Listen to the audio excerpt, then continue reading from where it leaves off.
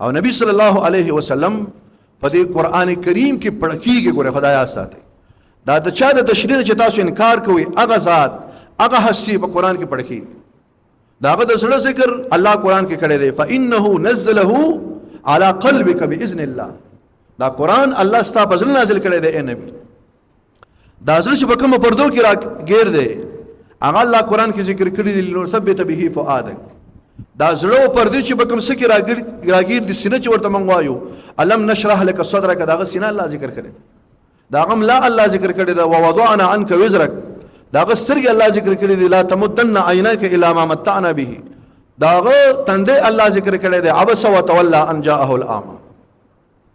داغه موس الله ذکر کړی دی عبد اذا صلى. داغه دعوت ته درېدل لما قام عبد الله هغه الله ذکر کړی دی. هغه چې شپې ودرېږي ان ربك يعلم انك تقوم ادنى من ثلثي الليل هغه الله ذکر کړی دی. وانذر عشيرتك الاقربين داغه خاندان الله ذکر کړی دی.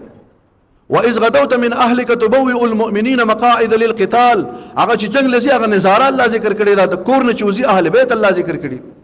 هغه چې ځان کومې کپڑے ته وکړي دي وثيابك فطهر هغه الله ذکر کړی. کما کمبل چې هغه اذان ته وکړي دا یا ايها المزمل یا ايها المدثر هغه الله ذکر کړی.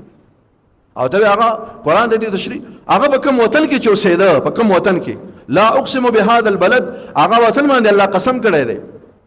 هغه چې کوم زندگی دی رکړی دا الله فرمایي لا امرک انهم لفی سکرتهم یامهون. ستاسو زندگی مې د قسم می دا خلق په نشه کړي کما کله نه پوي. داغه وطن داغه زړه داغه سترګي داغه تندې داغه سینا داغه لا تحرک به لسانك لتعجل به. داغه زبان الله ذکر کړی دی. ګوره چې دا محمد علیه الصلاۃ والسلام په دې قران کې پړ کیږي. د کم قران په باندې باندې چې تاسو ته محمد رسول الله د حدیثونو انکار کوي او داسې نبی الله فرمایي دا قرآن کې نه یجدونه مکتوبا عندهم فی التوراة والانجیل. دا خو تورات او انجیل کې پړه کېده داغه تذکرہ دا څه ولګه داغه تصویر چې پروت دی داغه د وطن تذکرہ الله قرآن کې کړی. داغه چرته خبر نه بل خوازي چرته چې اعتراض کړی دی انک لمجنون.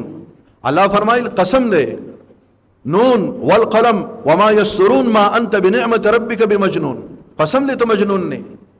خلق به لست مرسلا. الله فرمایل یاسین والقران الحکیم. قسم دې په قران چې د حکمت د کتاب دی انک لمن المرسلین. طلباء تاسو پیږي انک لمن المرسلین.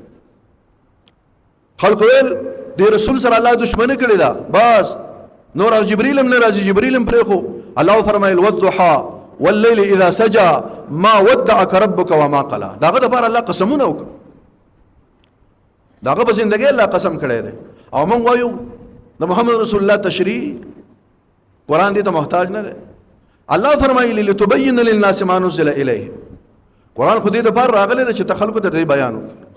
بیان مسو کې الله په محمد رسول الله نازل کړ داغه صفاتونه پکې شته او قران داغه بیان ته محتاج نه دی.